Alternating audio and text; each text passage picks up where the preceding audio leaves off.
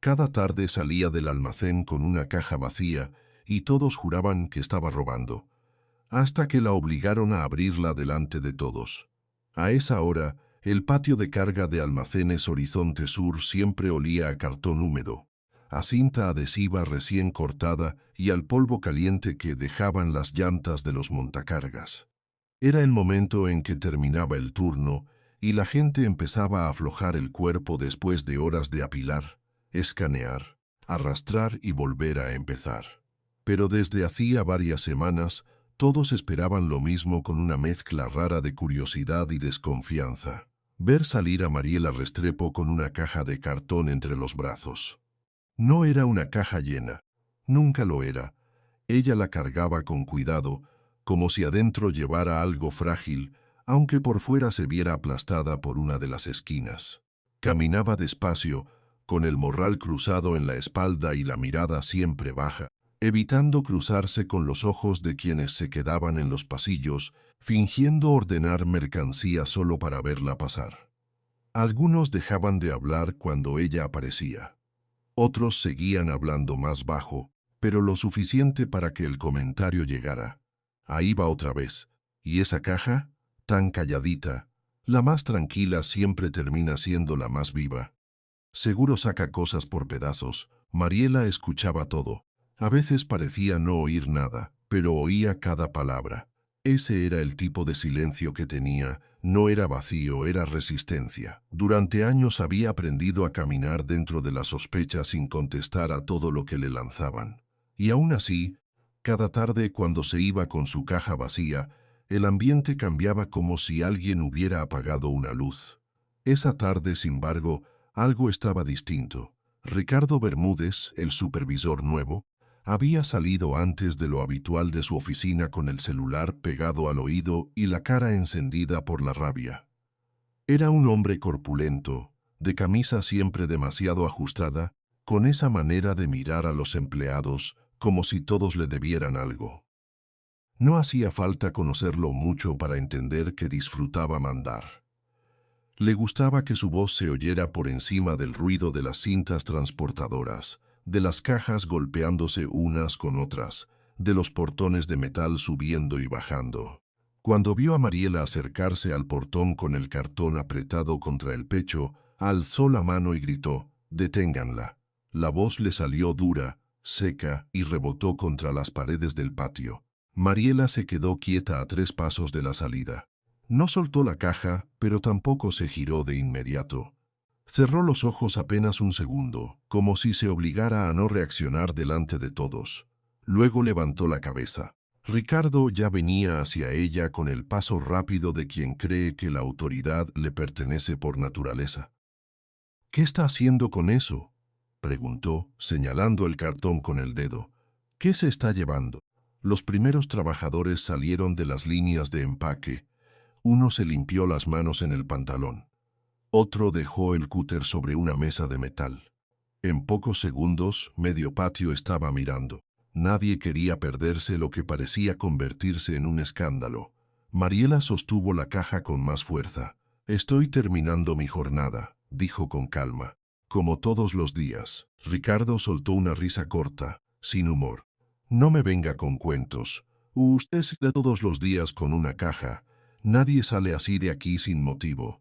Él se plantó frente a ella, tan cerca que Mariela tuvo que echar un poco el mentón hacia atrás para poder mirarlo. A esa distancia, el olor del perfume fuerte de Ricardo se mezclaba con el polvo y el calor del patio. Detrás de él, varios empleados se acomodaron para ver mejor. Algunos ya sacaban el celular, disimulando con torpeza. Siempre había alguien listo para grabar una humillación ajena. «Abra la caja», ordenó Ricardo. Mariela no respondió enseguida. Apretó los labios y sus dedos se tensaron sobre las solapas del cartón. Había algo en su postura que no era miedo, era cansancio. Un cansancio antiguo, acumulado por demasiadas tardes parecidas, por demasiadas miradas torcidas, por demasiados comentarios que ella había dejado pasar para no complicar la vida. Pero esa vez, frente a todos, Ricardo se había pasado un paso más.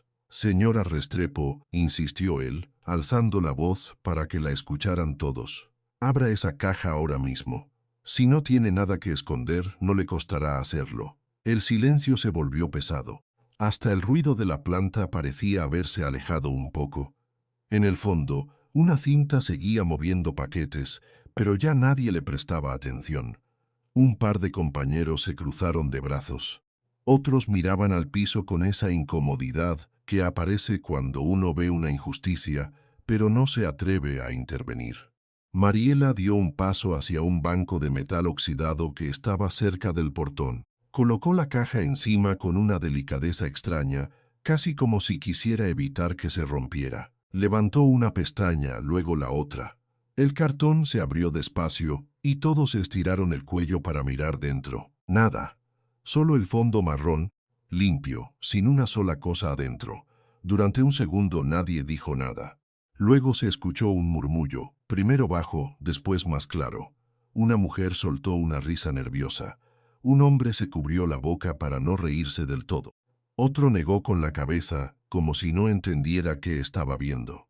Ricardo se inclinó sobre la caja con una expresión de puro desconcierto. La tomó por los lados, la levantó, la sacudió un poco, miró adentro otra vez, como si fuera a aparecer algo por arte de magia. No había nada. El hombre frunció el ceño. ¿Y esto qué significa?, escupió rojo de rabia. ¿Pretende burlarse de mí? Mariela cerró la caja con las mismas manos tranquilas con las que la había abierto. No me estoy burlando de nadie, dijo. Usted me pidió que la abriera. Aquí está. Ricardo apretó la mandíbula. El patio entero lo estaba mirando y eso era justamente lo que más detestaba. Entonces, ¿por qué sale todos los días con eso? ¿Qué se lleva? Ella levantó los ojos por primera vez con firmeza. No era desafiante, era peor para él, era serena.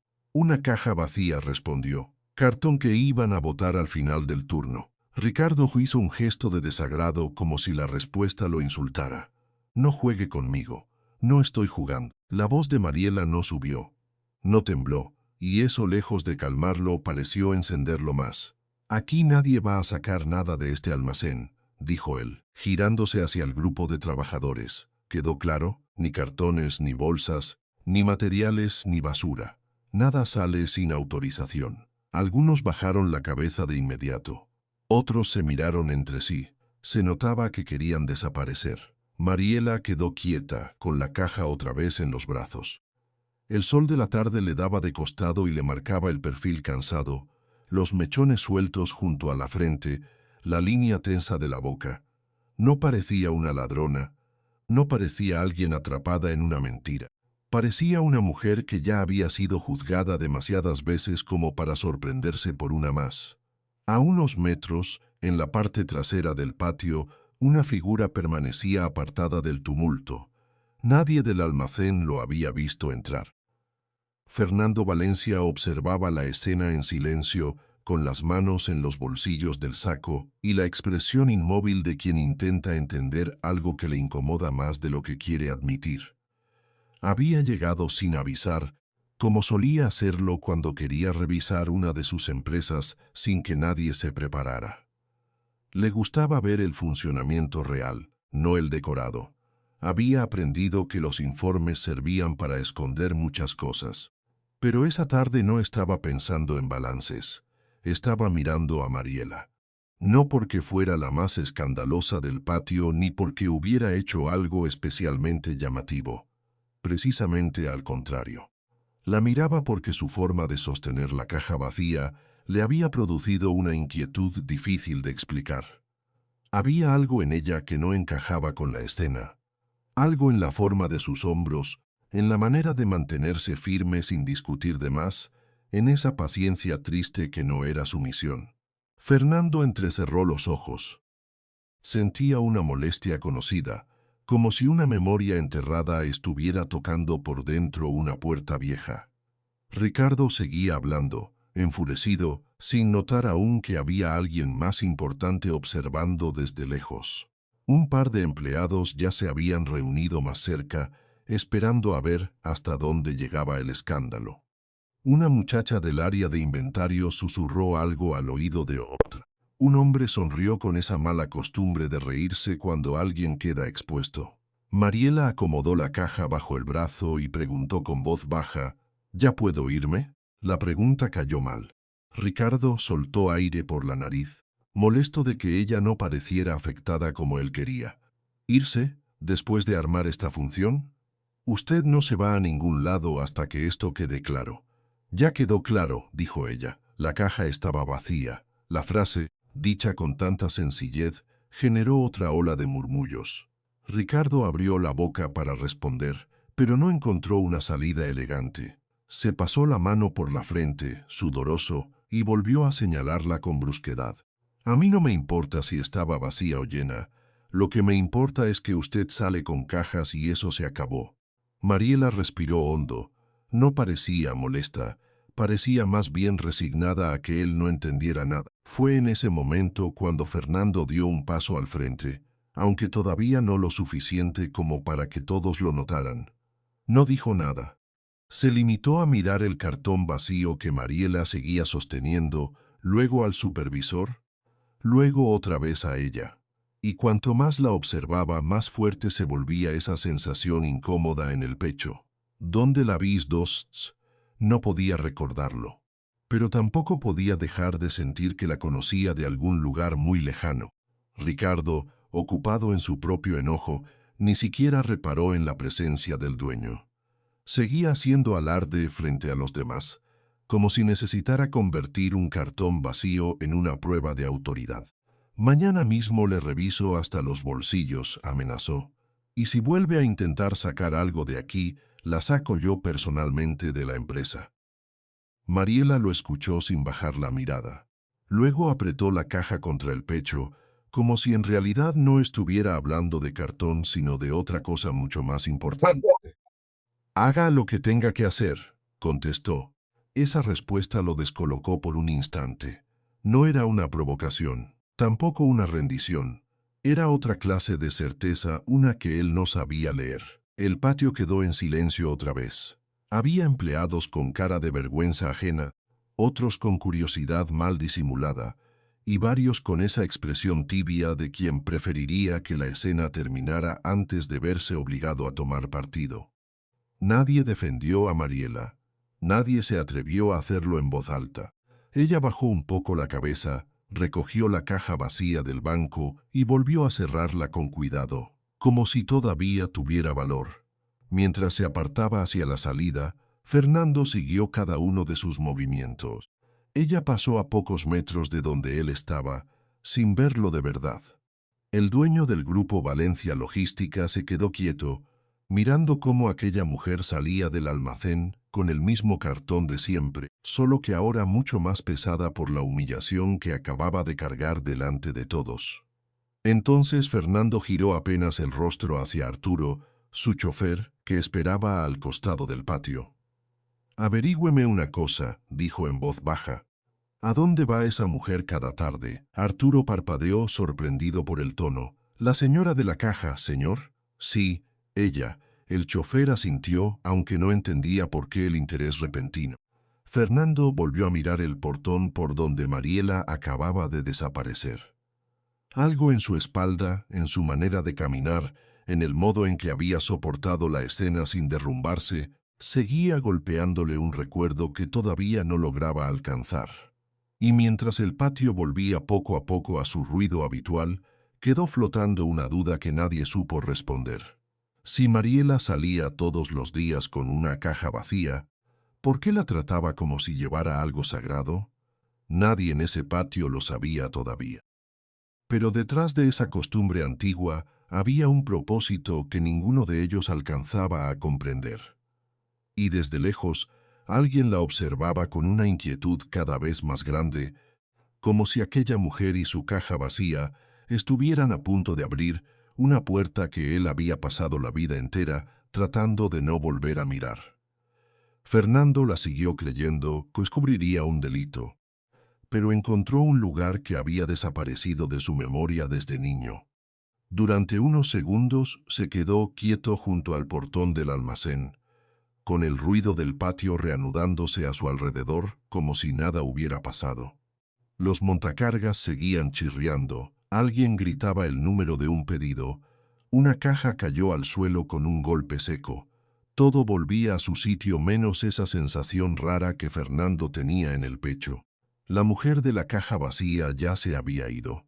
Fernando la vio alejarse con pasos tranquilos, sin mirar atrás, como si la humillación pública no le hubiera tocado un solo hueso. Ella no caminaba con prisa, pero tampoco arrastraba el cuerpo.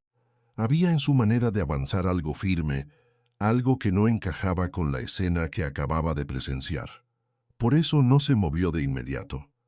La observó cruzar el patio, salir por la puerta lateral y desaparecer por la acera de enfrente. Arturo dijo al fin, sin apartar la vista del portón: «Síguela». El chofer, que esperaba cerca de la camioneta, se quedó mirándolo con sorpresa. «¿A la señora patrón?», a ella. Pero sin que se dé cuenta, Arturo no preguntó más.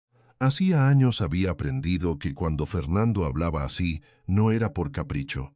Había algo detrás, aunque todavía nadie pudiera verlo. Fernando se quedó un momento más en el mismo lugar. Ricardo seguía discutiendo con un par de empleados, inflado por la propia rabia, sin imaginar que el dueño de la empresa ya había dejado de escucharlo. Fernando ni siquiera volvió la cabeza. Se limitó a caminar hacia la salida con una calma extraña, como si de pronto todo lo que importaba estuviera unos metros más adelante, siguiendo a esa mujer silenciosa. Cuando llegó a la calle, Mariela ya había doblado la esquina. Fernando subió a la camioneta y se sentó atrás, junto a la ventana. Arturo arrancó despacio, manteniendo distancia.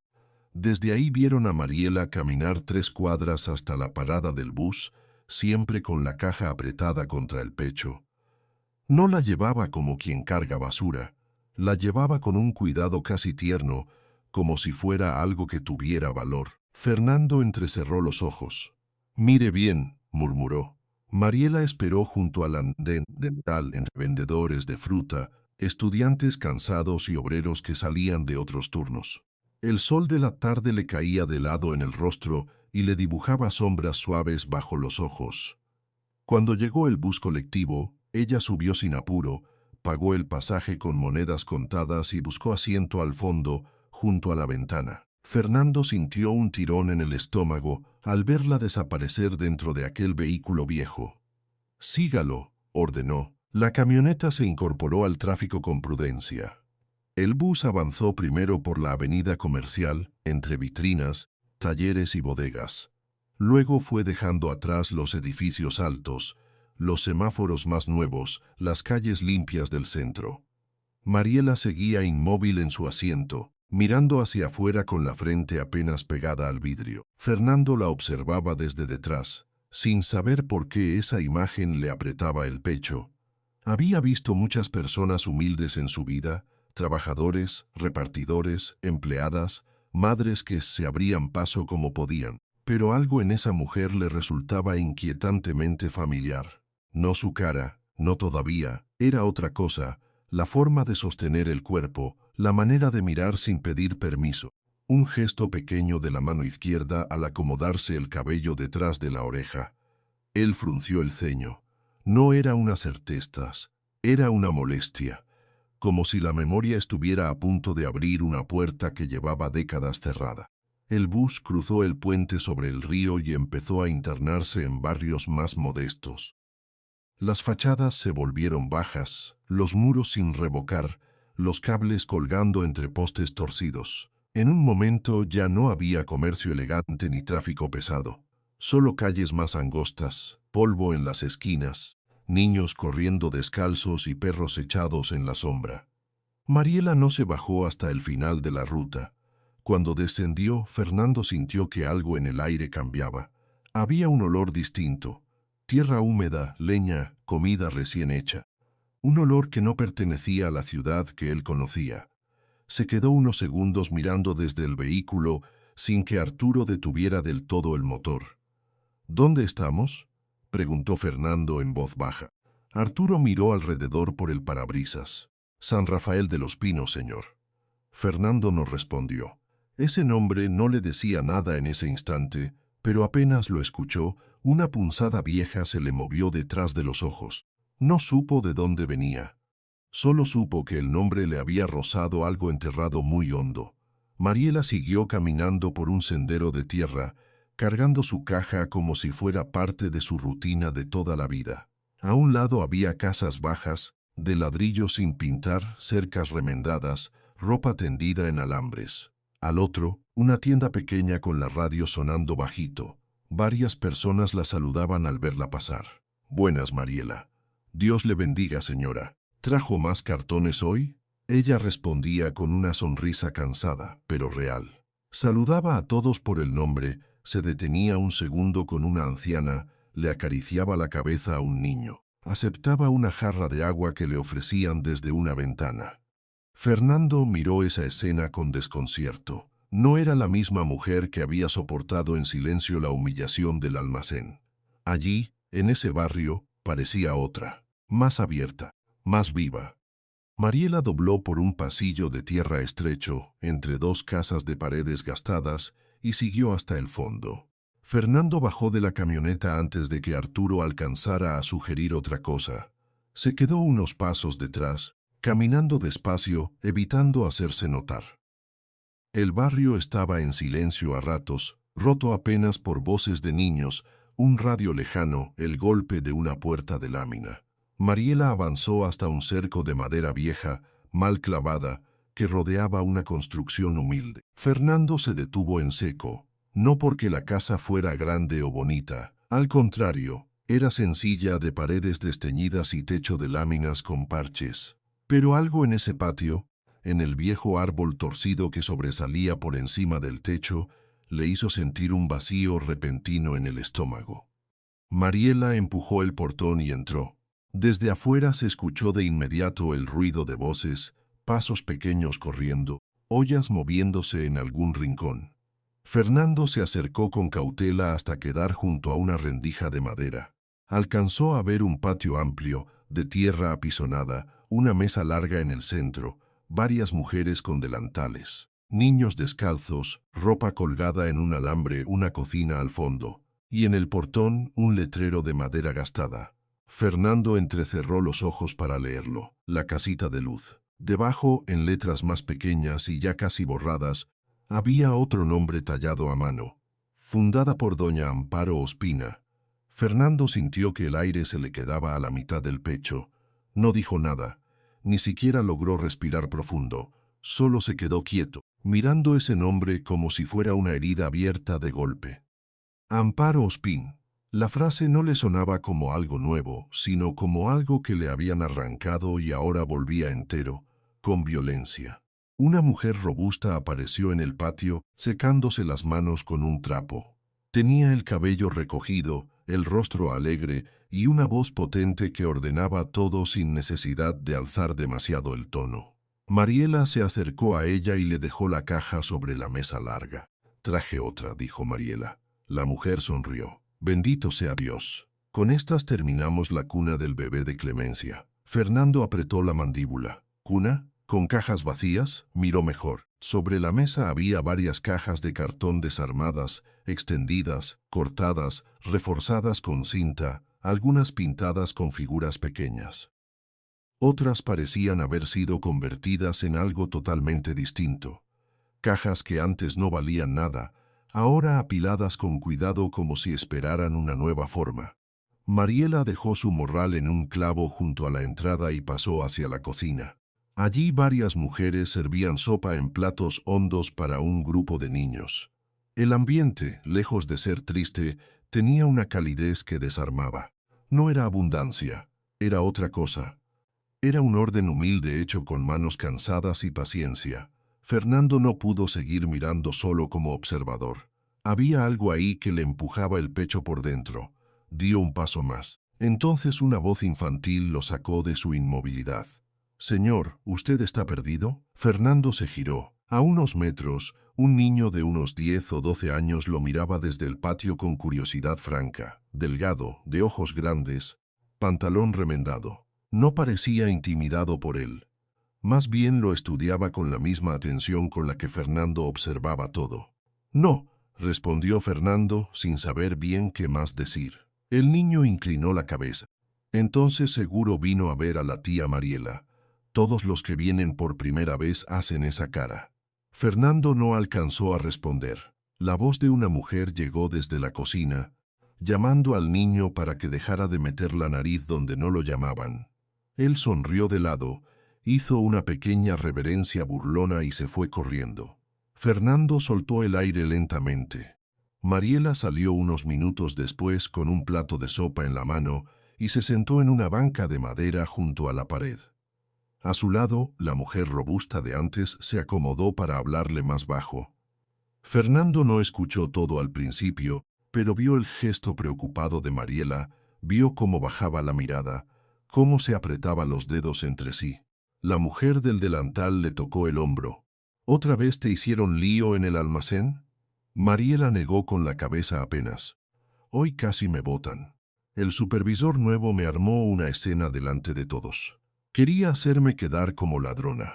Fernando sintió que algo le subía por la espalda al escucharla. La mujer chasqueó la lengua con rabia contenida. ¿Y la caja? Vacía, respondió Mariela, con una calma que sonaba cansada, como siempre. La otra mujer la miró en silencio un momento como si ya conociera la respuesta de memoria. Tarde o temprano ese hombre se va a meter en un problema más grande de lo que cree. Mariela no contestó, solo bajó los ojos al plato y siguió comiendo despacio. Fernando sintió de pronto vergüenza de sí mismo, no por haberla seguido, sino porque, al verla allí, entendía que había estado juzgando desde lejos a una mujer que hacía algo que todavía no comprendía. Ella no se llevaba nada para sí, traía cartones vacíos. Miró alrededor otra vez. En una esquina del patio había una pila de cajas dobladas. En otra, una niña pintaba estrellas con un pincel pequeño sobre un pedazo de cartón. Cerca del fogón, una señora cosía tela sobre una estructura improvisada. Todo tenía propósito, todo tenía uso, nada parecía sobrar. Fernando dio un paso más, lo suficiente para ver mejor la placa de madera junto al portón. El nombre de Amparo Ospina estaba ahí, tallado con una letra firme, ya gastada por el tiempo. Y entonces algo comenzó a moverse en su cabeza. No fue un recuerdo completo, fue un fragmento. Una mano grande sujetando la suya cuando era pequeño, el olor de una cocina caliente, una voz de mujer diciéndole que comiera despacio. Luego, otra imagen, un patio de tierra, un árbol enorme, una sombra fresca al mediodía. Fernando tragó saliva. No, pensó, no puede ser. Pero la memoria seguía empujando. Vio, por un instante, unas sábanas blancas colgadas en una cuerda. Vio una mujer enferma acostada en una cama estrecha. Vio a otra mujer de trenzas largas con un delantal salpicado de harina. Y vio un niño muy delgado, casi irreconocible, mirando todo con hambre y miedo. Fernando cerró los ojos. Cuando los abrió, el patio seguía ahí. Los niños corrían, las mujeres seguían sirviendo comida. Mariela sacía sentada con su sopa, ajena a la tormenta que empezaba a moverse en la cabeza del hombre que la había seguido hasta allí.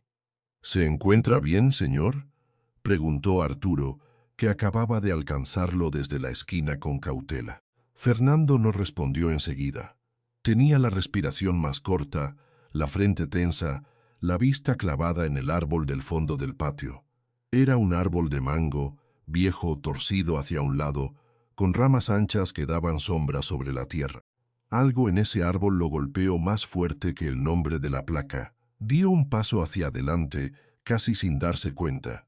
El tronco, la piedra plana junto a la base, las ramas bajas, todo le sonaba a una parte de su vida que creía borrada. Fernando sintió que el pecho le latía con violencia. Aquella casa, ese patio, ese árbol, no podían ser casualidad. No podían. Mariela se levantó de la banca y caminó hacia la cocina. Al pasar, Fernando alcanzó a ver en la pared una fotografía vieja, medio gastada, pegada junto a un espejo pequeño. No pudo distinguirla bien desde donde estaba. Solo vio una silueta femenina y, a un lado, la imagen borrosa de un niño pequeño. Fernando dio otro paso. El suelo bajo sus pies pareció aflojarse.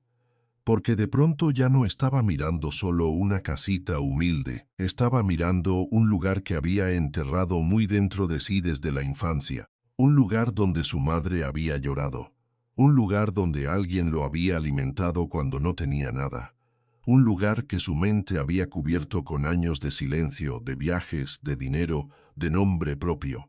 La garganta se le cerró. No, susurró, sin saber si hablaba consigo mismo o con el pasado.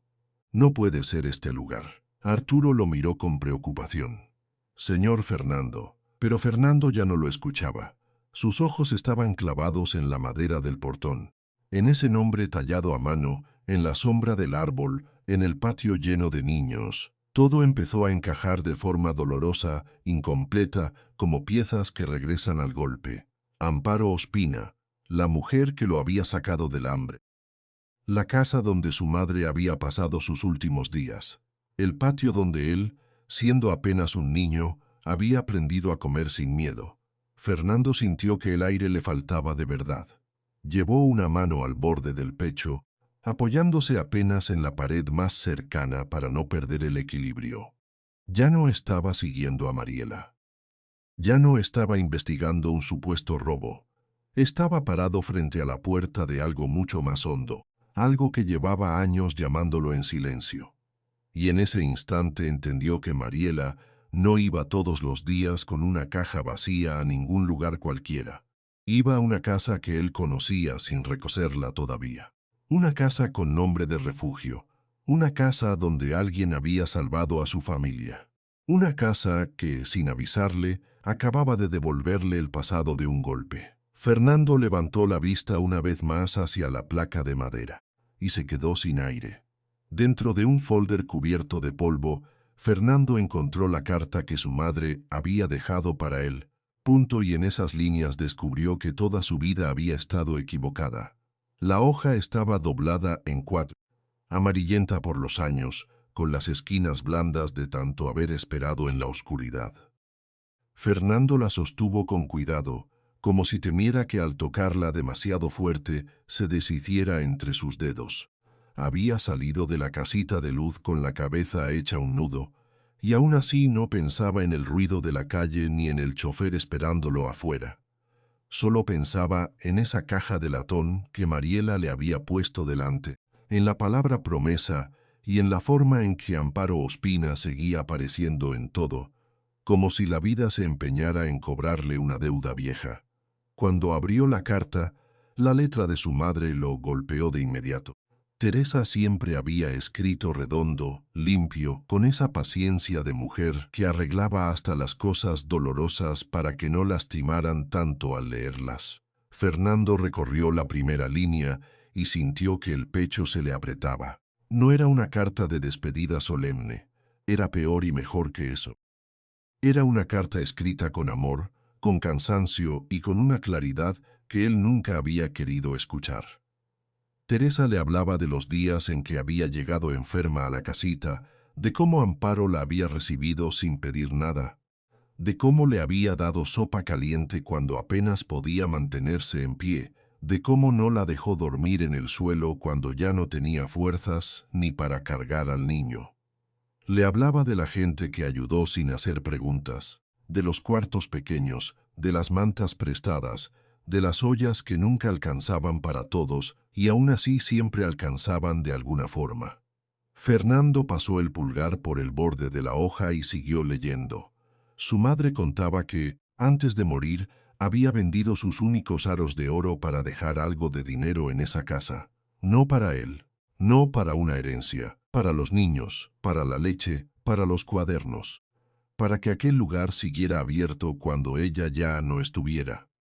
Y luego venía la frase que le rompió algo por dentro. Si alguna vez nuestro hijo vuelve a buscar su camino, recuérdale que no nació para presumir lo que tiene, sino para cuidar lo que otros no pudieron proteger. Fernando cerró los ojos. La voz de su madre le volvió entera en la memoria, como si la tuviera otra vez al lado de la cama, pálida, aferrada a su mano. Había sido mucho más joven entonces, un niño delgado, con los zapatos rotos y la tos pegada al pecho. Recordó una habitación humilde el olor a medicamentos baratos y un ventanuco por donde entraba luz de tarde. Recordó a Amparo sentada junto a su madre, acomodándole una cobija sobre las piernas. Recordó algo más difícil todavía: el silencio de después, cuando alguien le explicó que Teresa ya no despertaría. Fernando abrió la carta de nuevo y siguió hasta el final. Allí estaba la confesión que más le costó tragar.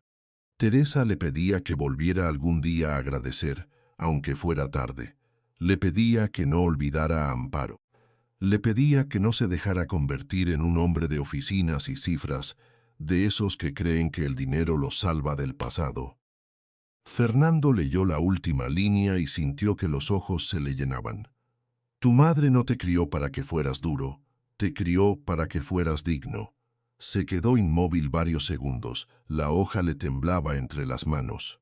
Hasta ese momento, Fernando había creído que su vida era el resultado de su esfuerzo, de sus decisiones, de su disciplina. Ahora entendía que una parte de todo lo que era había nacido en una casita perdida, entre barro, sopa caliente y una mujer llamada Amparo Ospina, que él jamás volvió a buscar. El triunfo, los negocios, el apellido que llevaba con tanto orgullo.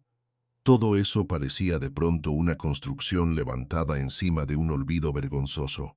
A un lado del escritorio, Patricia Benavides esperaba en silencio, sin atreverse a interrumpir. Le había entregado el folder con cuidado, pero ahora lo observaba con la misma prudencia con la que se mira a alguien que está a punto de quebrarse. Fernando dobló la carta con lentitud y dejó caer la espalda contra el respaldo de la silla. Busque todo, dijo al fin, con la voz más baja de lo normal. Todo lo que haya de esa época. Patricia sin ya mandé a revisar los archivos antiguos, señor. Encontré unas cajas en el sótano. Hay recibos, cartas, listados de donaciones y un cuaderno. Fernando levantó la cabeza. ¿Un cuaderno? Sí. Parece un diario. Está firmado por Amparo Ospina.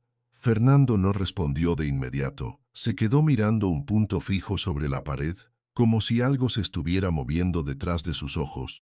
En ese instante ya no estaba en su estudio, sino de vuelta en el patio de la casita, bajo el árbol de mango, escuchando un recuerdo que por fin empezaba a tomar forma. Pidió que le trajeran todo esa misma noche.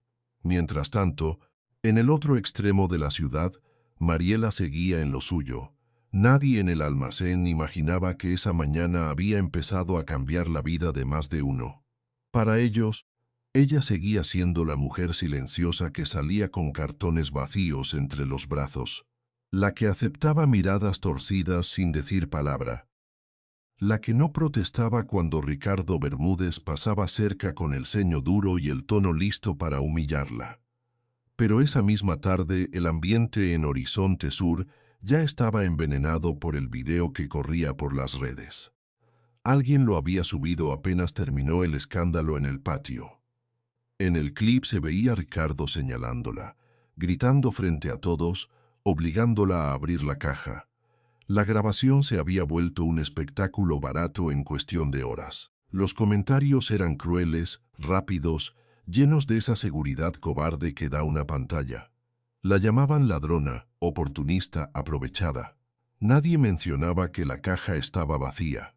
Nadie decía que la escena había sido pública, humillante y desproporcionada. El video servía solo para condenarla. Y eso a Ricardo le encantó. Cuando Mariela llegó al turno de la mañana, notó que varios compañeros la miraban distinto. Unos con pena, otros con el celular escondido, otros con esa mala costumbre de apartar la vista cuando alguien está por caer y no quieren quedar salpicados. Yolanda Caicedo fue la primera en acercarse. «Mija, tenés que ver esto», le dijo en voz baja. Le mostró la pantalla. Mariela vio su propio rostro congelado en el instante en que levantaba la caja vacía. Escuchó la voz de Ricardo deformada por el audio del video. Vio el título exagerado debajo, escrito por alguien que nunca había pisado un almacén pero ya se sentía juez de su vida. Mariela tragó saliva. No dijo nada. Lo que más dolía no era la mentira, era lo fácil que resultaba para todos creerla. «No les des gusto», susurró Yolanda, guardando el celular. Ya hay gente preguntando, ya hay comentarios adentro, pero también hay compañeros que no se tragaron ese cuento. Mariela asintió sin mirarla. La verdad era que, desde hacía mucho, ella aprendió a no esperar justicia del ruido. La justicia en su vida siempre había llegado tarde o no había llegado nunca. Ese día trabajó igual. Fichó su entrada, ordenó pedidos, cargó cajas, revisó listas. Pero la cabeza la tenía puesta en otra parte, en la casita de luz, en los niños que dependían de ella, en las compras de arroz y leche que hacía con lo poco que le quedaba del sueldo. Porque nadie en Horizonte Sur sabía que una parte importante de su salario desaparecía cada quincena en mercados modestos, farmacias baratas y papelerías de barrio. Todo para sostener a los que vivían en la casita. Todo para pagar lo que faltaba en una cocina donde nunca sobraba nada. Mariela no llevaba cartones vacíos por capricho, los llevaba porque servían.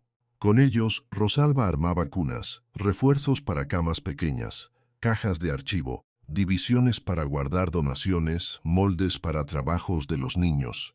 Nada se perdía en esa casa. Todo podía tener otra vida si pasaba por manos pacientes. A media mañana, Ricardo Bermúdez la llamó a su oficina. La secretaria levantó la vista con una expresión incómoda, como quien ya sabe que lo que viene no es bueno. El supervisor quiere hablar con usted. Mariela dejó el paquete que estaba organizando y caminó hasta el despacho. Al entrar, encontró a Ricardo de pie, con el teléfono en la mano, caminando de un lado a otro como un hombre que no soporta estar quieto cuando nadie lo aplaude. «Mire lo que me hizo», escupió apenas la vio entrar. Arrojó el celular sobre el escritorio. Mariela vio su imagen en el video otra vez, más pequeña, más sucia por la edición, como si la hubieran puesto ahí para alimentar una burla pública. «Eso se va a arreglar», dijo ella con calma. Ricardo soltó una risa breve, seca. «¿Se va a arreglar? ¿Usted cree que esto es un malentendido?» «No, señora Restrepo, esto es una falta grave. Usted quedó expuesta como lo que es». Mariela lo miró sin bajar la cabeza. La caja estaba vacía. «No me importa», replicó él. «Ya quedó el escándalo. Ya quedó el nombre de la empresa en la calle, y ahora necesito un responsable. ¿Me entiende? Alguien tiene que pagar». Ella sostuvo la mirada. «¿Y ese alguien soy yo? Es la única que tengo delante». Hubo un silencio espeso entre los dos. Ricardo se acomodó la corbata, respiró por la nariz y cambió el tono, como si de pronto quisiera parecer razonable. Escúcheme bien. Si firma la salida voluntaria, podemos dejar esto sin más ruido. Un acuerdo sencillo. Usted se va, no pone problemas, y yo no levanto un informe peor. Mariela soltó el aire despacio. «¿Y si no firmo?» Ricardo la observó con un sancio fingido. «Entonces la despido por pérdida de confianza. Y créame, con este video, no le va a ser fácil conseguir otro trabajo». Mariela no respondió. Se limitó a levantar la cabeza un poco más. «Usted ya decidió antes de hablar conmigo». Él apoyó las dos manos sobre el escritorio. «No juegue a la digna, Mariela. Yo le estoy dando una salida». «No, ya. Usted me está dando miedo». Esa frase lo irritó. Ricardo apretó la mandíbula y se inclinó hacia ella. «Tiene una hora para decidir». Mariela salió de la oficina sin volver la cara. En el pasillo, Yolanda la vio pasar y supo de inmediato que algo había empeorado. No le preguntó, solo la acompañó con la mirada hasta que Mariela volvió a su puesto. Mientras tanto, Fernando estaba rodeado de papeles viejos en su estudio. Patricia había traído una caja de documentos rescatada del archivo muerto. Había facturas, cartas, sobres con sellos viejos, registros de donaciones hechas por su madre y al fondo el cuaderno de Amparo. Fernando lo abrió con una cautela casi religiosa. La primera página tenía una fecha antigua y una letra firme, un poco inclinada, con esa clase de escritura que solo tienen las mujeres que han pasado la vida anotando de memoria lo urgente. Fernando empezó a leer despacio. Amparo no escribía como una contadora. Escribía como alguien que guardaba personas en la cabeza. Hoy llegó Teresa Mendoza con su niño. La mujer venía muy enferma, pero no soltaba al pequeño ni para sentarse. Él no hablaba casi nada. Tenía hambre en la cara. Le di caldo caliente y se durmió enseguida. Fernando pasó la página, luego otra. Teresa me pidió perdón por no poder ayudar más. Le dije que no pedía permiso el que venía roto. Le di una cobija limpia y le prometí que el niño no iba a pasar frío esta noche. Otra anotación. El niño pregunta mucho. Tiene unos ojos grandes, tristes. Se me queda mirando cuando cocino, como si esperara que le dijera que ya puede comer. Le dije que aquí la comida no se gana. Aquí se comparte.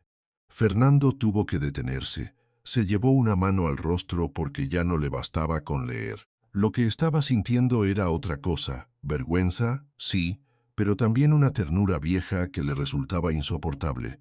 En esas líneas estaba él, estaba su madre, estaba el hambre que ya no recordaba del todo. Estaba la mujer que lo había cargado cuando era demasiado pequeño para entender por qué la vida dolía tanto. Siguió pasando hojas hasta que encontró una señal escrita con tinta más oscura. Era una nota de años después. Fernando volvió a aparecer en mis sueños esta noche. Ya es un hombre hecho y derecho, pero para mí sigue siendo el niño que se quedó dormido sobre mi falda. Ojalá algún día vuelva a la casita. Ojalá no se le haya endurecido el corazón. Fernando cerró el cuaderno con fuerza contenida. El sonido seco del lomo contra la mesa le pareció demasiado fuerte para lo que acababa de leer. Patricia permanecía en silencio, pero ya no con la discreción de antes. Ahora lo observaba con preocupación real. «Señor, también encontré algo más», dijo al fin. Le pasó otro folder.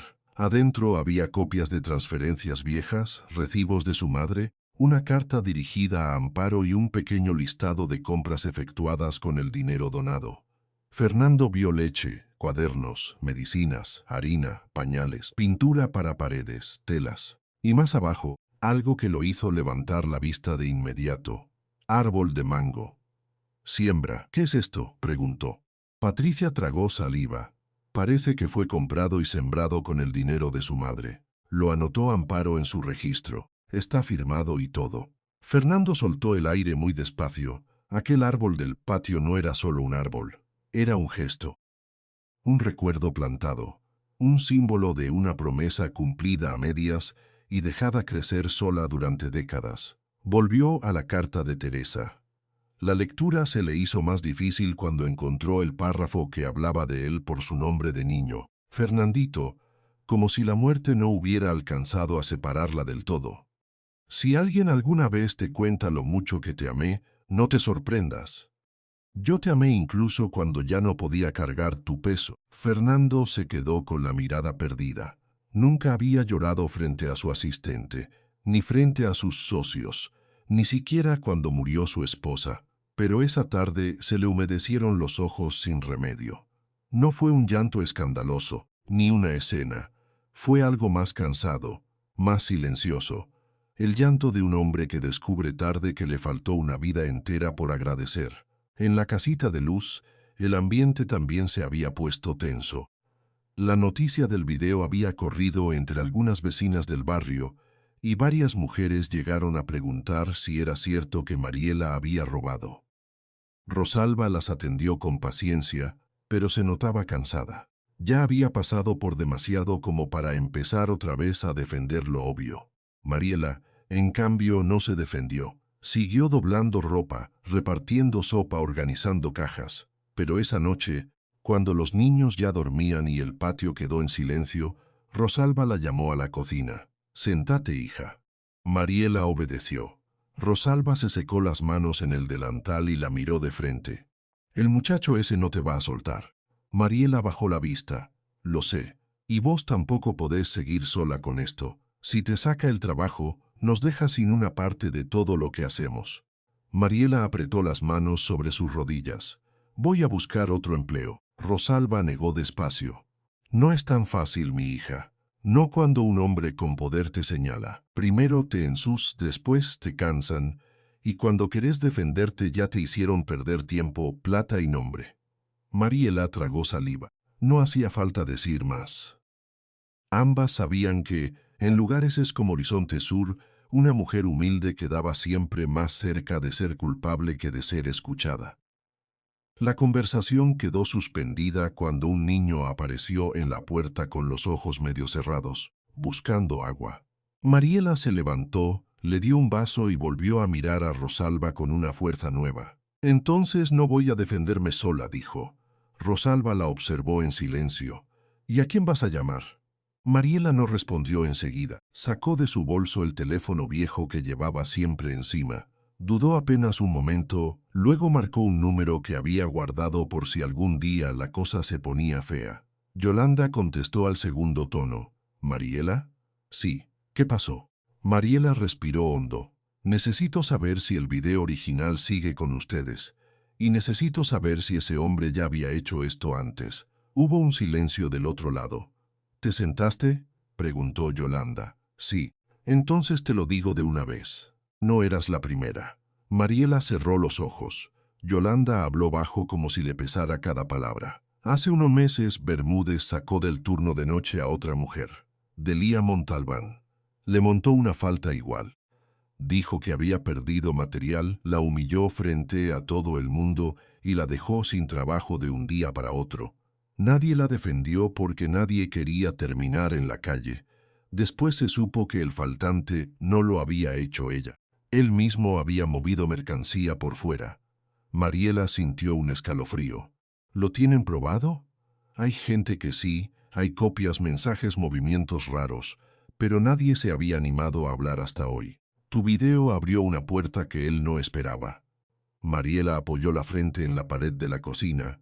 La rabia le subió seca. Sin gritos, Ricardo no solo había intentado destruirla a ella, llevaba tiempo haciéndolo con otras. Mujeres como Yolanda, como Delia, como tantas que aguantaban porque tenían hijos, alquileres, deudas, hambre. «¿Dónde está Delia?», preguntó. «Ya no trabaja aquí. La botaron. Vive cerca de la panadería de la esquina sur. Si querés, te consigo la dirección». Mariela abrió los ojos. «Sí, hacelo». En paralelo, Fernando seguía revisando papeles. Había un segundo sobre con copias de antiguos expedientes, entre ellos uno que tenía varias anotaciones hechas a mano por alguien de administración. Los nombres de mujeres despedidas aparecían uno detrás de otro con una fórmula repetida: pérdida de confianza, falta de honestidad, manejo inadecuado de material. Fernando frunció el ceño. Eran demasiados casos para ser casualidad. Patricia había dejado un resumen al margen. 7 despidos en 3 años, todas mujeres, todas de turnos distintos, todas señaladas por faltantes que luego aparecieron en inventarios parciales o en bodegas secundarias. Fernando se quedó mirando esa lista. El nudo en la garganta dejó de ser solo tristeza, empezó a volverse rabia, porque ahora entendía que Ricardo no había hecho una sola jugada oportunista. Había construido un sistema. Había usado el miedo como herramienta, el género como ventaja y el poder de su puesto para encubrir sus robos. Eso fue lo que lo hizo levantarse de la silla. «Llame a Lucía Paredes», ordenó, «y busque a un investigador privado.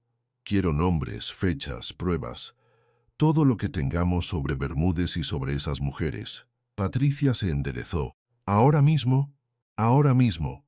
¿Está seguro de querer mover esto así, señor?» Fernando miró por la ventana, pero no veía la ciudad. Veía otra cosa, la cara de su madre al escribirle que un hombre vale por lo que protege, no por lo que amontona. «No», dijo al fin, «no estoy seguro de nada.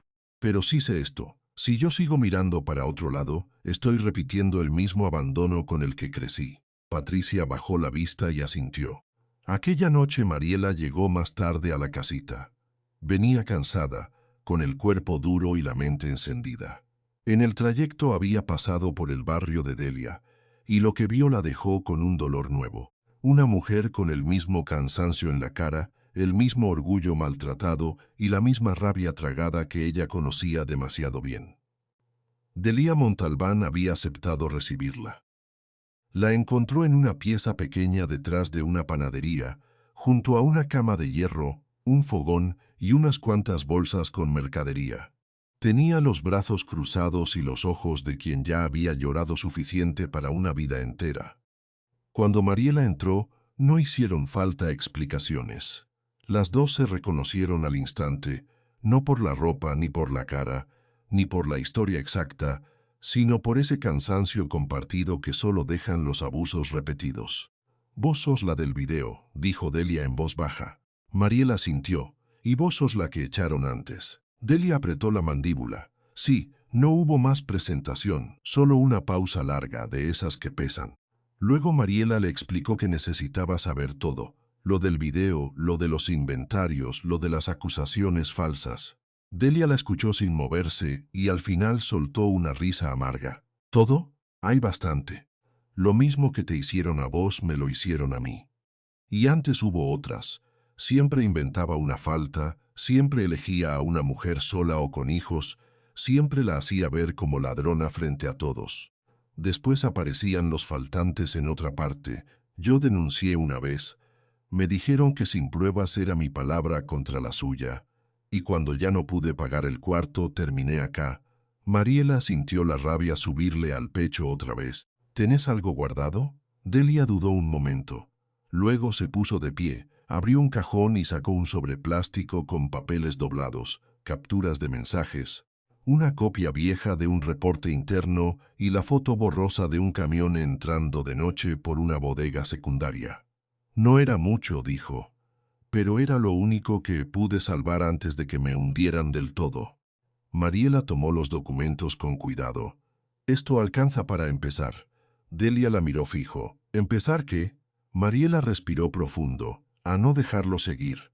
Al volver a la casita, encontró a Fernando esperándola cerca del portón. No era común que él apareciera a esas horas. Estaba sin corbata, con el saco al brazo y la camisa ligeramente arrugada. A la luz amarilla del poste parecía menos empresario y más hombre cansado. Uno más es entre los que ya no saben cómo deshacer el daño que heredaron. Mariela se acercó despacio. ¿Qué hace aquí? Fernando sostuvo una carpeta en la mano. Necesitaba verla. ¿Encontró algo? Él levantó el folder, pero no lo abrió todavía. Encontré demasiado. Mariela lo observó con atención. En su rostro ya no estaba la duda del día anterior. Había otra cosa, un peso más claro, una vergüenza transformada en decisión. Fernando habló en voz baja. Mi madre le escribió a Amparo. Encontré la carta, también el diario, también registros de donaciones. Y no solo eso, encontré otros expedientes. Mariela frunció el ceño. ¿De qué habla? Fernando la miró con una seriedad nueva. De mujeres a las que Bermúdez ya había despedido antes que a usted. Mujeres que nunca tuvieron a nadie que las escuchara. Su caso no fue un accidente, fue un método. Mariela no respondió. Solo bajó la vista hacia la carpeta. Fernando continuó. Y si eso es verdad, no estamos hablando de una pelea laboral. Estamos hablando de una cadena de abuso dentro de mi empresa. La frase quedó suspendida entre ambos. Desde dentro de la casita se escuchaban los sonidos suaves de la noche. Una olla golpeando, pasos pequeños, una radio bajita. Todo seguía igual, pero algo había cambiado del otro lado del portón. Mariela tomó la carpeta con ambas manos. ¿Va a hacer algo o solo va a seguir viendo? Fernando sostuvo su mirada por primera vez sin esconderse. No vine hasta aquí para mirar más. Entonces abrió la carpeta. Adentro estaban los papeles que Yolanda le había entregado por bajo la mesa, la copia del video original, el informe de Lucía Paredes, el registro de Delia Montalbán, las transferencias antiguas y las notas de Patricia. Fernando leyó rápido, con la mandíbula cada vez más tensa. Lo suficiente para entender que Ricardo no solo estaba usando la empresa para humillar mujeres. También estaba desviando material, moviendo inventario fuera de horario y fabricando acusaciones para esconder sus propios robos. Cuando terminó, levantó la vista con los ojos duros. Esto no puede quedarse aquí, dijo. Mariela apretó la carpeta contra el pecho. Si no hacemos algo, mañana será otra. Fernando se quedó callado un instante, luego asintió con lentitud. Entonces mañana no va a ser igual. Y por primera vez desde que había visto esa caja vacía, Dejó de comportarse como alguien que observa desde lejos. Sacó el teléfono, marcó un número y habló con una calma seca, de esas que solo tienen los hombres cuando ya no pueden permitirse dudar. Patricia, mañana temprano quiero a Lucía Paredes en la sala de juntas, también al investigador, y prepáreme la lista de todos los despidos disciplinarios de los últimos años. Vamos a revisar cada uno. Cerró el teléfono. Miró hacia la casita iluminada detrás de Mariela. Luego miró a Ricardo, que en ese mismo momento seguramente seguía creyéndose intocable. Fernando apretó la carpeta bajo el brazo. Si iba a reparar el pasado, tendría que empezar por el hombre que lo había usado para destruir vidas. Cuando Fernando entró a la sala de juntas con Mariela a su lado, Ricardo entendió demasiado tarde que aquel día no iba a poder mentir más. La mesa larga de vidrio estaba ocupada por carpetas abiertas, computadoras encendidas y rostros tensos. El aire acondicionado sonaba demasiado alto para lo que se estaba viviendo ahí dentro. Nadie hablaba. Ni siquiera los dos subgerentes que solían asentir a todo lo que dijera Bermúdez. En una esquina, Patricia Benavides acomodaba documentos con una precisión nerviosa. Lucía Paredes ya tenía la laptop abierta, el rostro serio, los labios apretados. Y junto a ella, con una carpeta gruesa sobre las piernas, estaba el investigador privado que Fernando había llamado la noche anterior. Ricardo fue el último en entrar. Lo hizo con el paso rápido de quien cree que todavía controla la escena. Cuando vio a Mariela sentada junto al dueño de la empresa, su expresión cambió apenas un instante, pero fue suficiente. Una contracción en la mandíbula, un gesto mínimo en los ojos. Luego volvió a ponerse la máscara. «¿Qué significa esto?», preguntó, mirando solo a Fernando. «Si es por el escándalo del video, ya hice el informe». Fernando no se movió. Permaneció de pie al frente de la mesa, con una calma que no era serenidad, sino contención. «Siéntese, Ricardo». El tono no admitía discusión. Ricardo dudó un segundo y obedeció, aunque dejó caer el cuerpo en la silla como quien quiere marcar territorio. Mariela, en cambio, no apartó la mirada de él. Ya no tenía la expresión de una mujer acorralada. Tenía algo distinto, algo firme, casi quieto, como si por fin hubiera entendido que no estaba sola. Fernando apoyó ambas manos sobre la mesa. «Anoche revisé la documentación de los últimos años. También hablé con Lucía, con un investigador independiente y con varias personas que usted creyó que nunca iban a hablar». Ricardo soltó una risa seca. «¿Y ahora qué es esto? ¿Un juicio improvisado?» «No», respondió Fernando. «Es una corrección necesaria». Lucía Paredes abrió una carpeta y la giró hacia todos. «Señor Valencia, yo preferiría empezar por los protocolos violados. El despido de la señora Restrepo se ejecutó sin audiencia válida, sin pruebas materiales y con un video sacado de contexto que terminó circulando como si fuera una sentencia pública».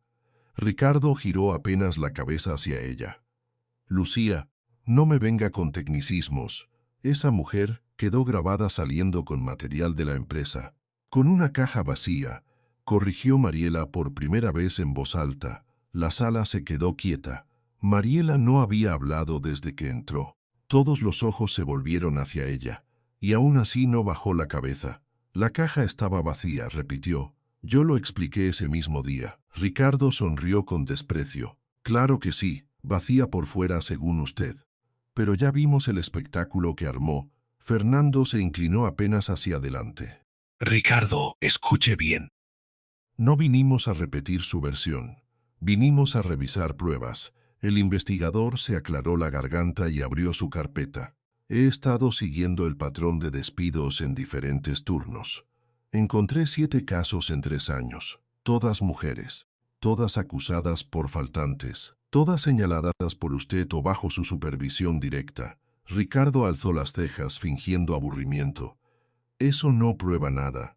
«No he terminado», dijo el investigador con voz plana. «En 3 de esos casos, los inventarios supuestamente faltantes aparecieron después en bodegas secundarias y registros alterados. También hay reportes de salida de mercancía, fuera de horario con permisos firmados por subgerencia. Permisos que llevan su cadena de aprobación. El ambiente cambió de golpe. Uno de los subgerentes bajó la vista, el otro cruzó los brazos, incómodo. Ricardo se quedó inmóvil, pero su respiración se volvió más corta. Patricia deslizó otra carpeta sobre la mesa. Yo guardé copias de todo lo que pasó por mi oficina.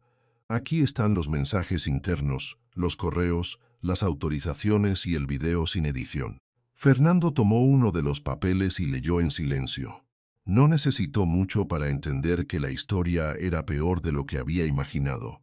No se trataba solo de una humillación pública. Había un sistema detrás, una costumbre sucia, un método. Levantó la vista. Explíqueme algo, Ricardo. ¿Cuánto tiempo llevaba usando mi empresa para esconder sus robos? Ricardo golpeó la mesa con la palma. Eso es una acusación gravísima.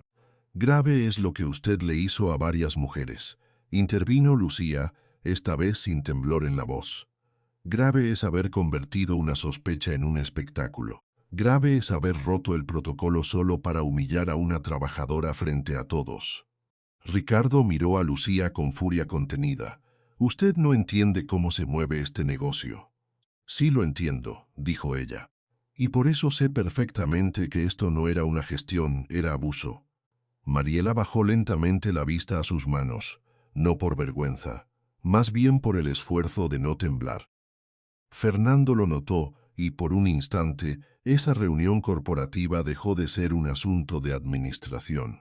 Se volvió personal, demasiado personal. Mariela, dijo él con suavidad, cuéntenos lo que pasó realmente. Ricardo giró hacia ella y en ese gesto ya no había solo arrogancia, había miedo. Mariela respiró hondo.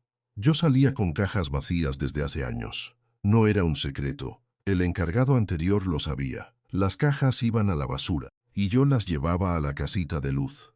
Las usamos para hacer cunas, estantes, cajas de archivo, divisiones para ropa, juguetes para los niños. Yo nunca saqué nada que no fuera basura. Se oyó un silencio duro, de esos que no dejan escapatoria.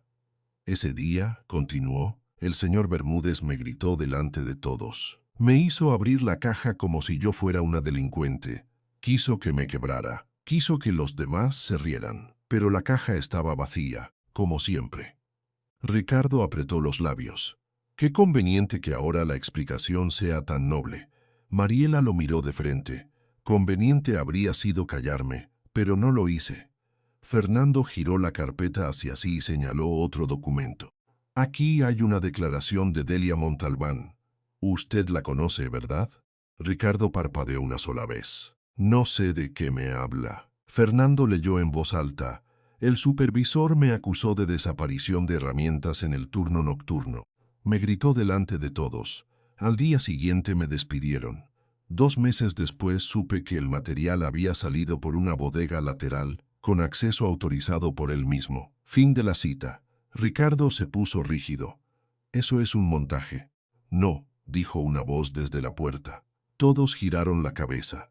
Una mujer de ropa sencilla, cabello recogido y rostro cansado había entrado acompañada por Patricia. Delia Montalbán avanzó despacio. Como alguien que ha pasado mucho tiempo acostumbrándose a que la gente la mire con desconfianza, se detuvo frente a la mesa. Le temblaban apenas los dedos. Ricardo la reconoció al instante y su cara perdió color. No puede entrar así, murmuró. Sí puedo, respondió Delia. Porque hoy por fin alguien me invitó a decir la verdad. Mariela se levantó un poco en su silla. Delia la miró y algo entre ambas se entendió sin palabras. 2 mujeres que habían sido arrojadas al mismo piso por el mismo hombre. 2 versiones de una misma herida. Fernando le indicó una silla. Señora Montalbán, cuéntenos lo que vivió. Delia tomó asiento, inhaló con dificultad y empezó. Ricardo Bermúdez me acusó de robar herramientas. Me hizo pasar al frente de mis compañeros. Me dijo que yo era una ladrona, que las mujeres como yo siempre encontraban cómo llevarse algo. Yo tenía a mi hijo enfermo. Me dejaron sin trabajo y sin sueldo de un día para otro. Después me dijeron que si insistía con una denuncia, nadie iba a volver a contratarme. Su voz no se quebró, pero sí se hizo más baja. Y era mentira. El inventario apareció semanas después en una bodega secundaria. Nadie me pidió disculpas. Nadie me devolvió el trabajo.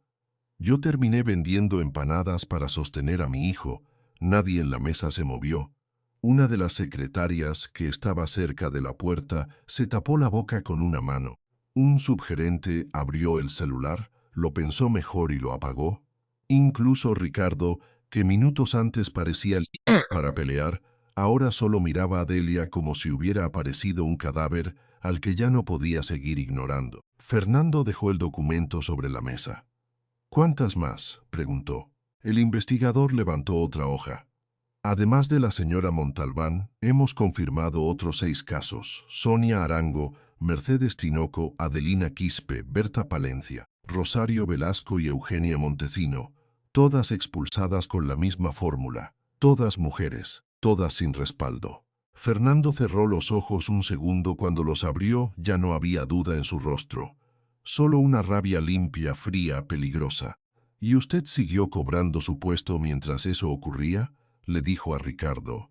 Ricardo se enderezó, intentando recuperar algo de autoridad.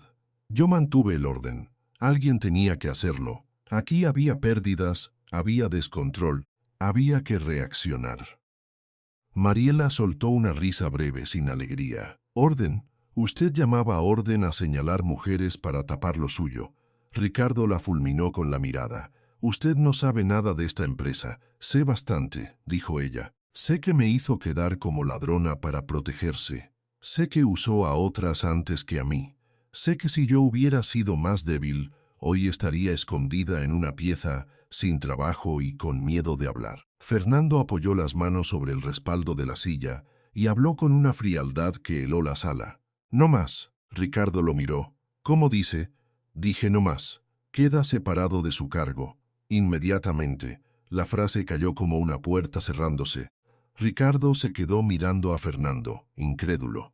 No puede hacer eso sin una investigación formal. La investigación ya empezó, respondió Fernando. Y usted lleva años cavando su propia tumba.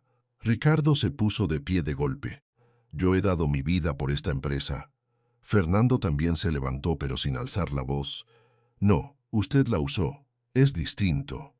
Patricia, que hasta ese momento había permanecido en silencio, dejó otro dossier sobre la mesa. Aquí están las copias de sus movimientos de inventario, señor Bermúdez. También hay registros de llamadas y mensajes borrados. Ya se informó a auditoría externa. Ricardo la miró con odio. ¿Y usted también? Yo también, respondió Patricia seca, porque lo que usted hizo no fue eficiencia, fue abuso. El investigador levantó una fotografía y la mostró sobre la mesa. Esta imagen corresponde a una salida nocturna de mercancía. El camión entró por una puerta lateral no registrada. Hay fecha, hora y firma parcial. Ricardo tragó saliva. En la pantalla del proyector, Lucía abrió una carpeta con el acta del video viral. Señaló el momento exacto en el que se veía a Mariela sosteniendo la caja abierta. Aquí no hay robo. Hay humillación pública. Y además, señor Bermúdez, usted ordenó el despido sin seguir el procedimiento. Eso ya bastaría para una sanción interna.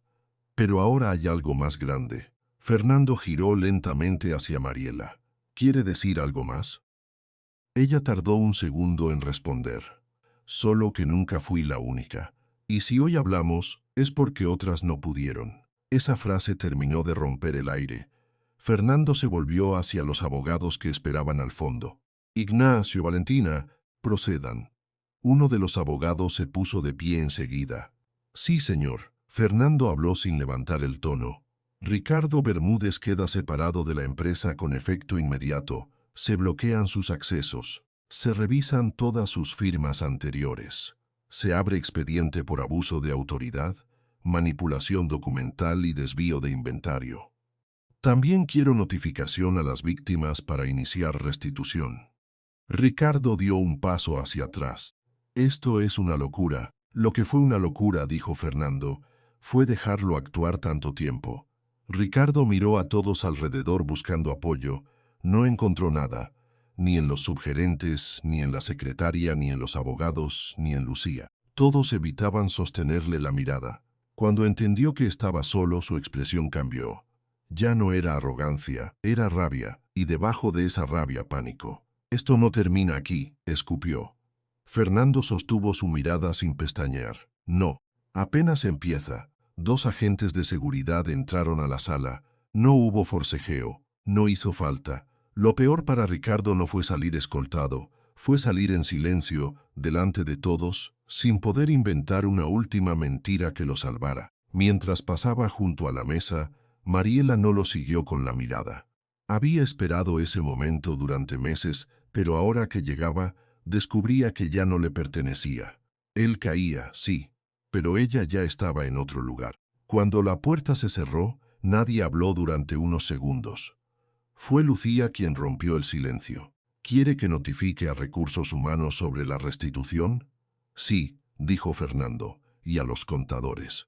Quiero compensación completa para las trabajadoras despedidas, sueldos pendientes, daños y acompañamiento legal».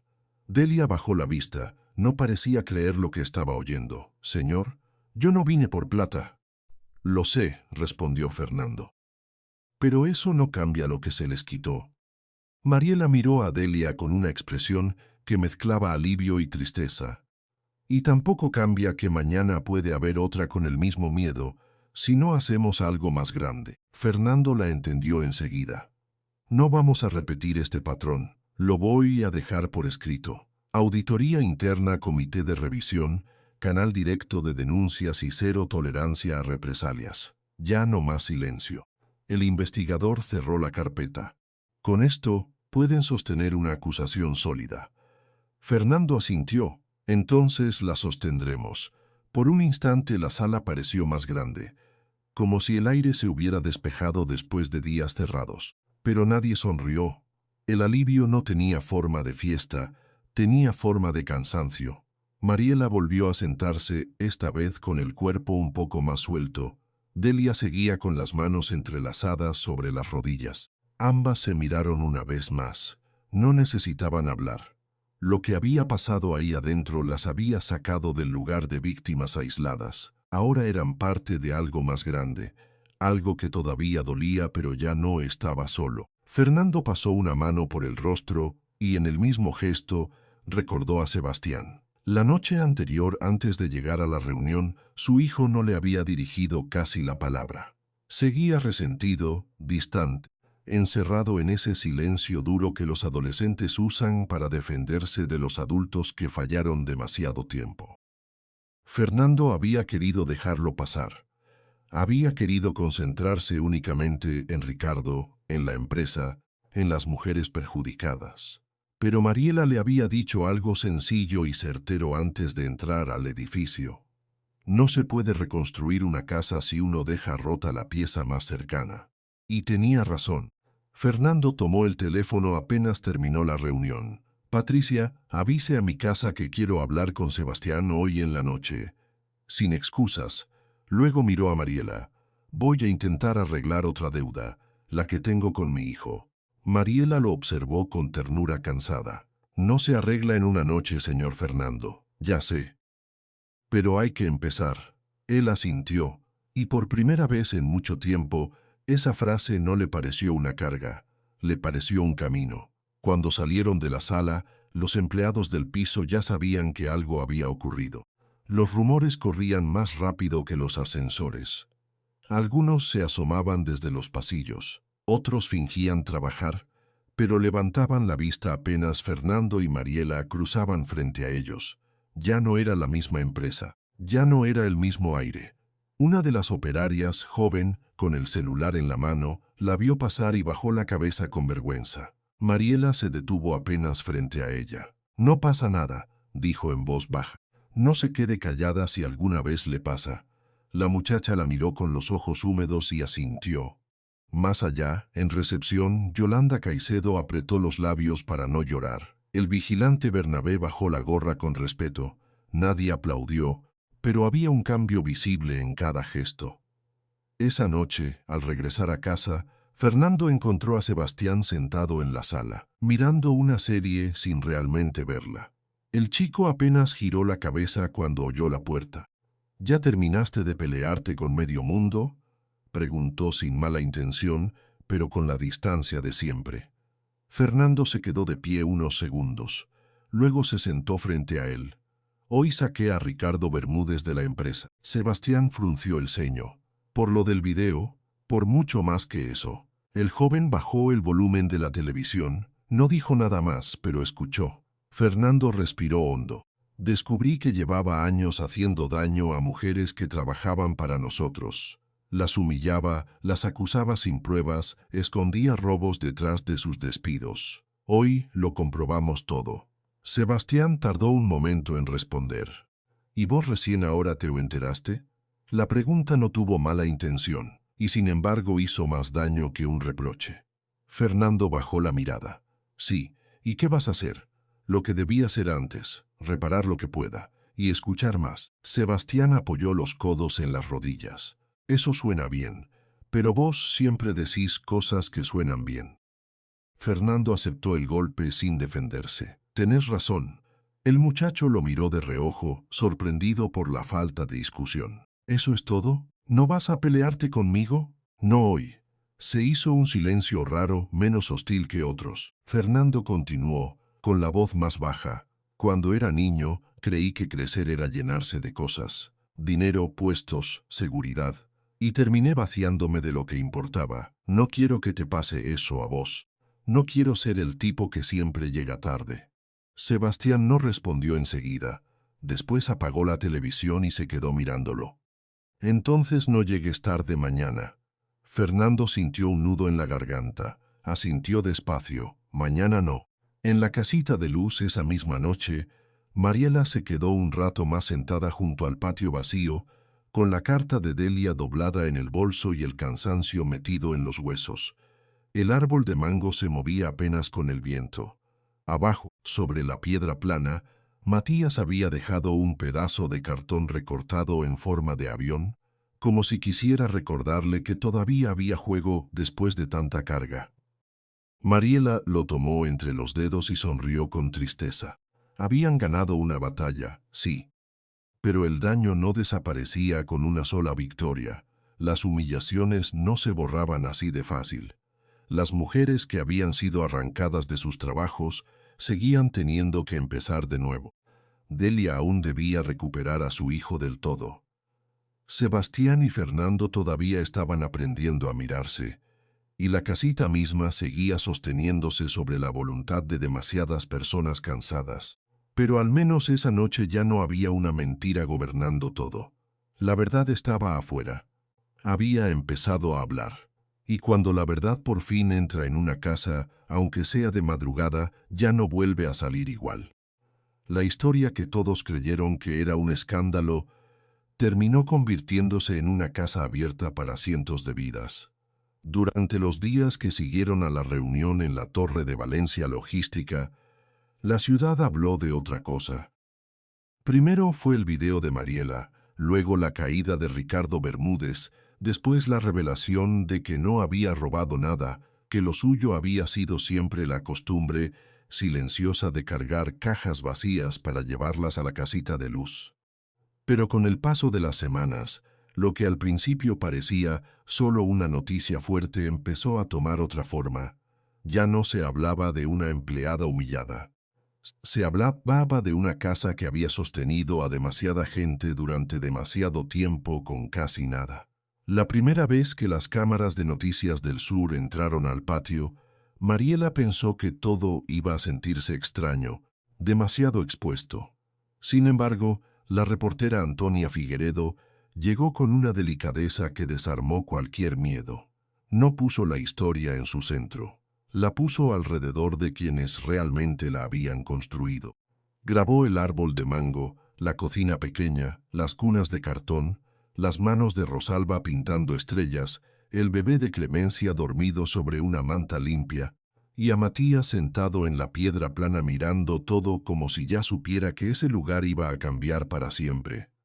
Cuando el reportaje salió al aire, la reacción fue inmediata. Llegaron mensajes desde todos lados. Familias que nunca habían oído hablar de la casita de luz mandaron aportes pequeños, otros enviaron materiales, escuelas ofrecieron voluntarios, carpinteros se presentaron a ayudar sin cobrar un peso, y una señora de otro barrio apareció con 2 bolsas llenas de ropa de bebé, diciendo que había visto la nota y no podía quedarse quieta en su casa. La noticia se corrió con una fuerza rara, no de escándalo, sino de gratitud. La gente entendió algo que antes no veía, que aquella caja vacía nunca había estado vacía. Había cargado memoria, había cargado trabajo, había cargado la promesa de una mujer que nunca olvidó lo que significaba abrir una puerta a tiempo.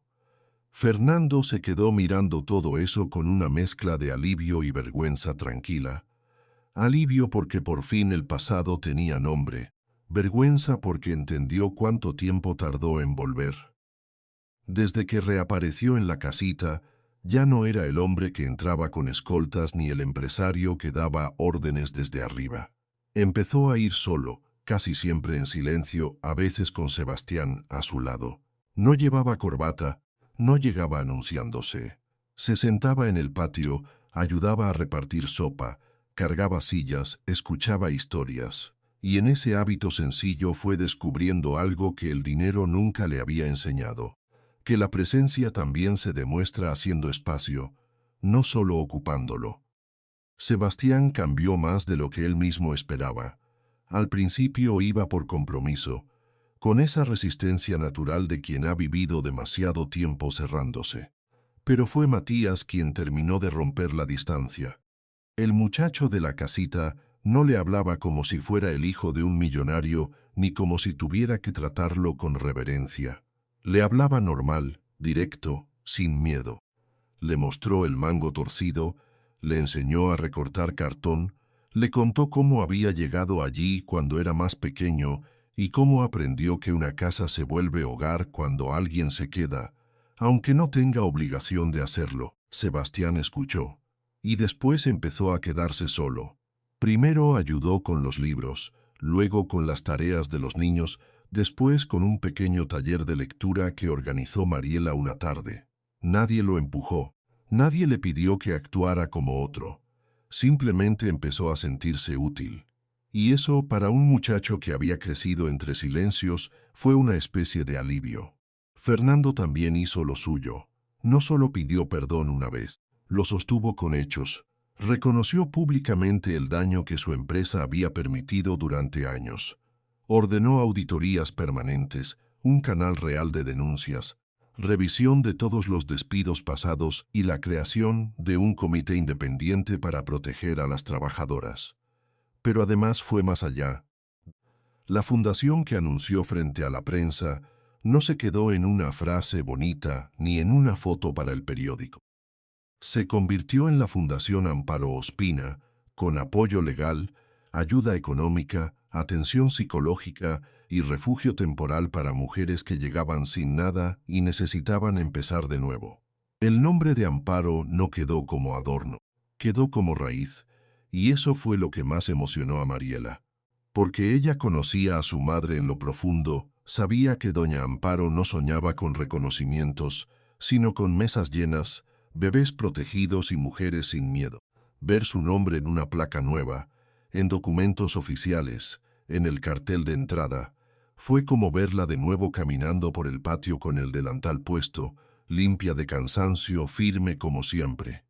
La casita también cambió por fuera, aunque sin dejar de ser ella misma. Repararon el techo, reforzaron el cerco, ampliaron la cocina y construyeron 2 cuartos nuevos en la parte de atrás. Las cortinas viejas no se tiraron. Rosalba las guardó en un baúl, como si fueran parte de una memoria que no debía perderse. La piedra plana siguió donde estaba. El árbol de mango siguió dando sombra. Nadie quiso moverlo, porque todos entendían que ese árbol no era decoración. Era testigo, era herencia, era la prueba viva de que incluso lo más pequeño puede sostener una vida entera cuando se siembra con amor.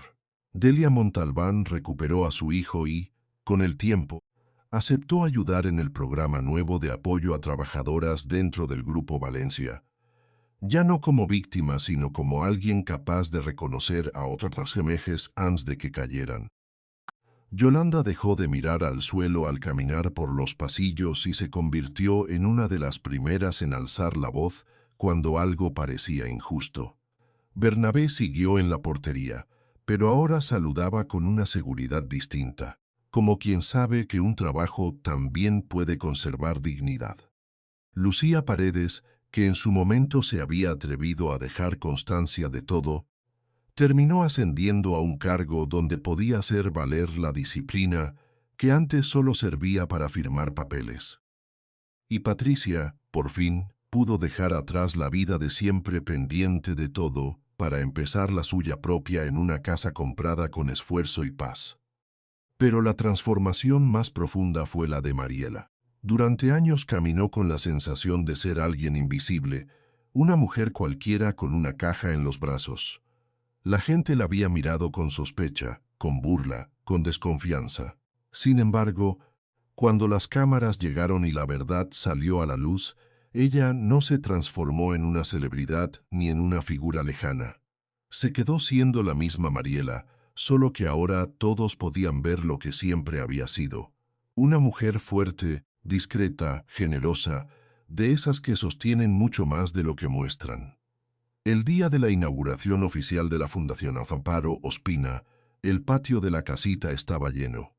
Había niños corriendo entre las mesas, madres que habían llegado con sus bebés, trabajadores de la empresa, vecinos, periodistas, voluntarios y varias de las mujeres que habían sido despedidas injustamente. También estaban Fernando y Sebastián, uno al lado del otro, ya no como dos hombres que aprendían a mirarse, sino como padre e hijo que por fin entendían que el tiempo perdido no se recupera, pero sí se puede dejar de perder. Mariela tardó en ponerse de pie. No quería hablar. Nunca le había gustado ser el centro. Pero Rosalba le apretó la mano, Matías le sonrió desde la piedra y Delía la miró desde la primera fila con ese respeto que solo existe entre quienes se reconocen sin necesidad de explicarse nada. Entonces Mariela caminó hasta el medio del patio, respiró hondo y miró a todos. No tenía un discurso preparado. No lo necesitaba.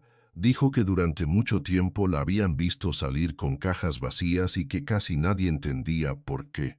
Dijo que esas cajas no llevaban mercancía, sino cosas más difíciles de medir: memoria, cuidado, trabajo, intención.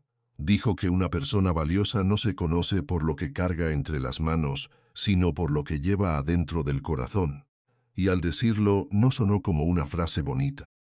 Sonó como alguien que lo había vivido en la piel. Después señaló la casita, el árbol, a los niños, a las mujeres reunidas ahí, y añadió que la dignidad nunca pesa cuando se lleva con amor. Que lo pesado, en verdad, era la injusticia. Que lo pesado era callarse cuando se está viendo el daño. Y que por eso aquella casa debía seguir abierta, para que nadie más tuviera que aprender a sobrevivir solo. Nadie aplaudió al principio.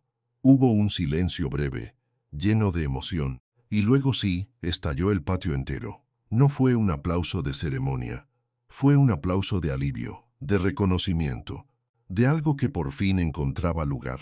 Fernando se quedó mirándola desde su silla, con los ojos húmedos, pensando en la primera vez que la vio salir del depósito con aquella caja vacía.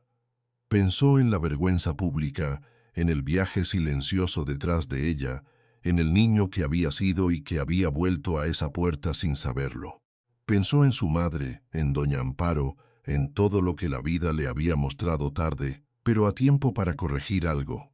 Y ahí, bajo el árbol de mango, con el patio lleno de gente, con niños riendo, con platos sirviéndose de mano en mano, con Sebastián ayudando a un pequeño a recortar cartón, con Delia abrazando a su hijo, con Matías sentado orgulloso sobre la piedra, quedó claro que nada de aquello había sido un accidente. La caja vacía no estaba vacía. Estaba llena de lo único que de verdad importa: amor, memoria y propósito. Y mientras el viento movía las ramas del mango sobre los rostros reunidos, la casita volvió a parecerse a lo que siempre debió ser: un hogar donde la dignidad no pesa, porque cuando una vida se entrega a los demás, ya no carga nada sola.